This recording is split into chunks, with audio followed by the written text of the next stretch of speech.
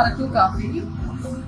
అరకు వ్యాలీని ఒకప్పుడు అంటే కొద్ది సంవత్సరాల క్రితం అరకు వ్యాలీని గంజాయి వ్యాలీగా తయారు చేస్తే కొంతమంది, చంద్రబాబు నాయుడు గారు అరకు వ్యాలీని అరకు కాఫీ ఇంటర్నేషనల్ గా అరకు వ్యాలీని కాఫీకి ప్రసిద్ధి అని ఇంటర్నేషనల్ గా బయటికి తీసుకెళ్లాలని ఆయన ప్రయత్నంలో ఈ రోజు మేము ఆయన ఫలితాలను ఇక్కడ చూడగలుగుతున్నాము. ఇద్దరు స్టూడెంట్స్ చక్కగా వాళ్ళు ఎంటర్ప్రైనర్స్ గా ఈ రోజు అరకు కాఫీని ప్రమోట్ చేస్తూ ఇక్కడ అరకు కాఫీ స్టాల్ ఏర్పాటు చేశారు. ఇదండి బాబు గారి ప్రయత్నం. ఆయన చేసేటప్పుడు ఎవరికి అర్థం కాదు, ఫైనల్ రిజల్ట్ ఇలా ఉంటది. అరకు కాఫీ చాలా టేస్టీగా ఉంది.